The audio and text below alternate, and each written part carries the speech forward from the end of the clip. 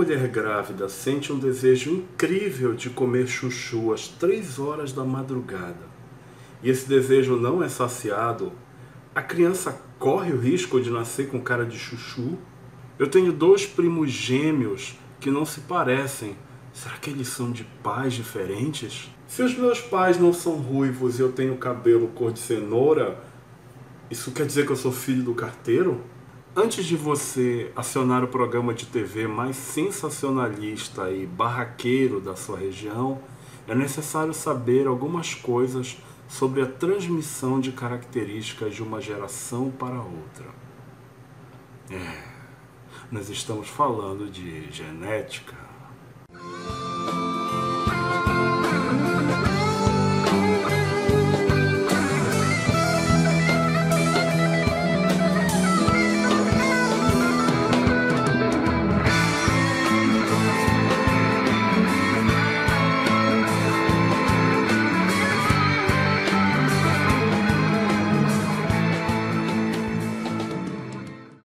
Saudações, terráqueos! Essa é a primeira de uma série de 10 aulas sobre genética. Então hoje eu vou falar um pouco sobre os seus conceitos básicos, suas primeiras descobertas, a partir de um de seus mais célebres pesquisadores. A genética é anterior à própria palavra, que vem do grego geno, que significa fazer nascer. E os primórdios dessa ciência, que tem como prioridade estudar a hereditariedade, remontam ao século XIX, na República Tcheca. Bom, naquela época, essa região fazia parte do Império Austríaco. Numa pequena cidade chamada Vrasne, vivia um monge agostiniano chamado Gregor Johann Mendel.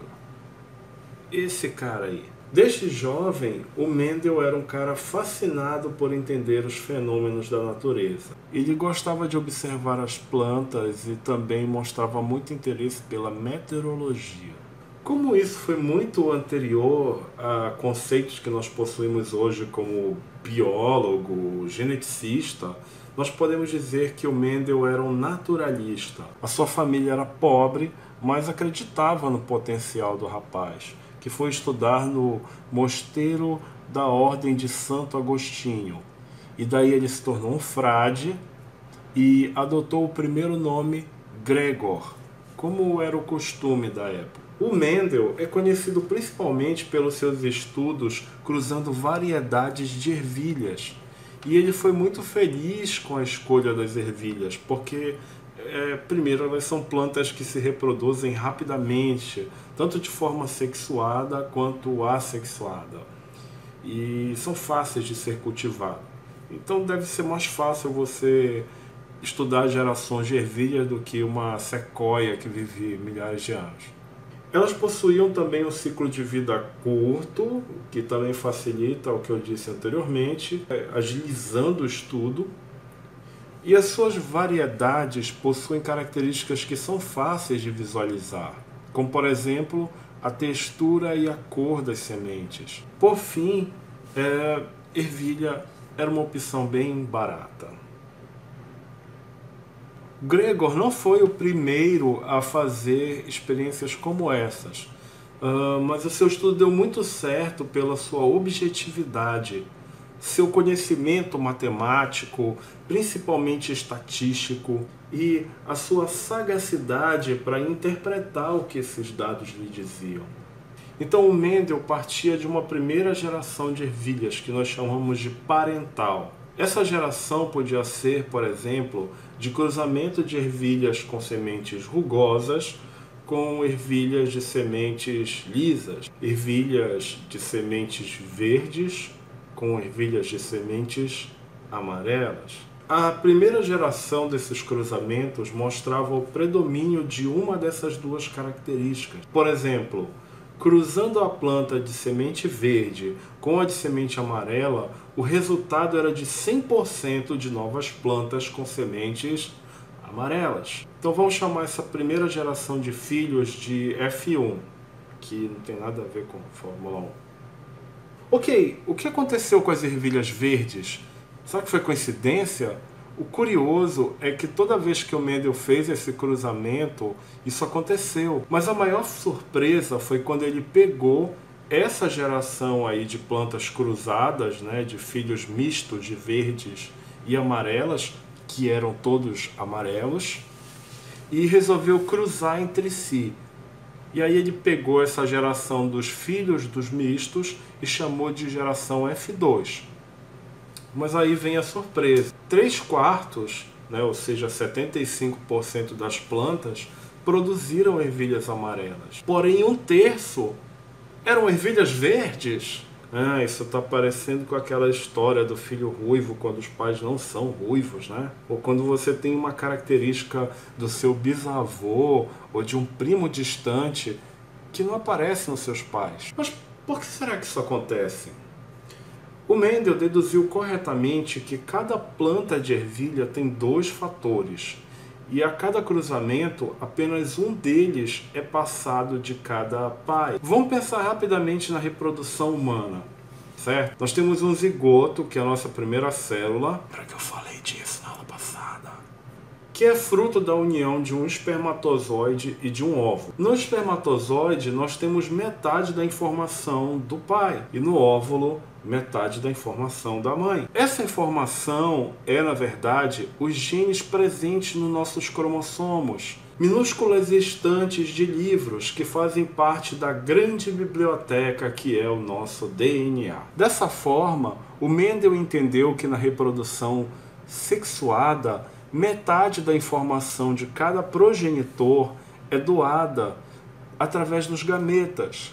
Essas metades se combinam e os cromossomos formam pares. E por que não haviam sementes misturando as duas cores? Sei lá, manchadas de verde e amarelo, metade verde, metade amarela. Por que esse predomínio das sementes amarelas? E foi aí que ele percebeu que algumas características são dominantes, outras são recessivas, ou seja, elas são omitidas em detrimento da dominante. No nosso exemplo, os genes dominantes seriam das ervilhas amarelas, por isso que elas apareciam mais. E os recessivos, obviamente, são das verdes. Percebe? Ainda na primeira geração de filhos, a F1, já existia lá os genes responsáveis pela cor verde. Então, olha só, isso não é complicado, mas você tem que prestar muita atenção, hein? É o seguinte, cara. Nós temos aqui 2 linhagens puras parentais, certo? Nós temos a linhagem pura de sementes verdes e a linhagem pura de sementes amarelas. Nós vamos chamar as características para a cor verde como Vzinho e Vzinho, certo?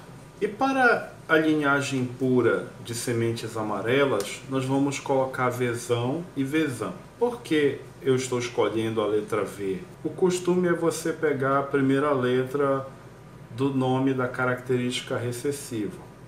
Então nós temos uma linhagem pura Vzinho, Vzinho e uma linhagem pura Vzão, Vzão. Quando nós temos a geração F1, o que está acontecendo aqui? Nós só temos sementes amarelas, porém elas são híbridas. Muito embora nós só vemos o amarelo sendo expressado, ambas possuem os genes Vzão e Vzinho. E aqui na F2 nós vemos o seguinte: houve um cruzamento e novamente os genes Vzinho e Vzinho aparecem, embora numa menor proporção. Então foi essa a grande descoberta de Mendel. Foi aí que ele percebeu que algumas características são dominantes e outras são recessivas, ou seja, elas são omitidas em detrimento das dominantes. No nosso exemplo, os genes dominantes são das ervilhas amarelas e os recessivos são os das verdes.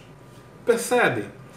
Ainda na primeira geração de filhos, a geração F1, existia os genes responsáveis pela cor verde. Afinal, era uma geração híbrida. Todos na geração F1 possuíam genes da cor verde e genes para a cor amarela. Como a cor amarela correspondia aos genes dominantes, ela sempre predominava. Mas o que foi que aconteceu quando a geração F1 foi cruzada? Deu origem a uma geração F2, filha de híbridos. E aí uma parte, 1/4 dos filhos, para ser mais exato, aconteceu o reencontro dos genes verdes, gerando novas linhagens puras. Isso é interessante porque diz muita coisa sobre a hereditariedade do ponto de vista biológico. Explica, inclusive, por que você tem características do seu tio ou da sua bisavó que não estão presentes nos seus pais. Na verdade, essas características estão adormecidas nos genes deles. É por isso que é tão complicado o casamento consanguíneo, a reprodução entre pessoas muito próximas da família. Digamos, entre 2 irmãos, entre 2 primos. Porque no nosso código genético existem muitos genes para doenças recessivas, que poucas pessoas da família apresentam, porque é preciso que uma pessoa tenha os 2 genes recessivos para que isso se manifeste. Então, no caso do casamento consanguíneo ou da reprodução entre parentes, é mais fácil que esses genes recessivos se encontrem. No próximo bimestre, nós vamos falar sobre evolução e vamos falar de um outro personagem muito importante para o avanço da biologia, Charles Darwin. Darwin foi o autor de A Origem das Espécies. Olha que linda essa edição. Como cheira bem. Mendel teve conhecimento e interesse sobre os primeiros estudos da evolução e da formação das espécies. Ele e Charles Darwin nunca se conheceram, que é uma pena, porque eles tinham pouco mais de 10 anos de diferença, existiram na mesma época e os seus estudos se complementavam. O próprio Mendel chegou a ler os trabalhos de Darwin, mas o Darwin nunca ouviu falar de Mendel. Isso porque, enquanto Darwin, ao lançar o seu Origem das Espécies, causou bastante barulho no meio científico, os trabalhos de Mendel permaneceram obscuros por muito tempo após a sua morte. Eles só foram redescobertos quase 90 anos depois, no começo do século XX, pelo neerlandês Hugo de Vries e pelo alemão Carl Correns. E aí, o Mendel passou a ser conhecido como o pai da genética, uma ciência fundamental que ia unir os seus experimentos com ervilhas aos estudos mais avançados da evolução. Contemporâneos, apenas um século e algumas décadas após a partida de Gregor e de Charles, eles finalmente se encontravam a partir de suas pesquisas muito bem fundamentadas e registradas, seus critérios rigorosos e suas descobertas revolucionárias. Não apenas eles, o aprimoramento do microscópio e das tecnologias de observação levou o estudo da genética a outros níveis, cada vez mais impressionantes. Esses vídeos deram bastante trabalho. Eu gostaria que vocês lessem o capítulo 7 do livro para se preparar para as próximas aulas e fizessem o exercício que acompanha esse material. Vocês também vão receber uma apostila escrita por mim, que serviu de base para o que vocês assistiram aqui. Qualquer dúvida, pode tirar por e-mail. Um grande abraço e até a próxima aula. Wakanda Forever!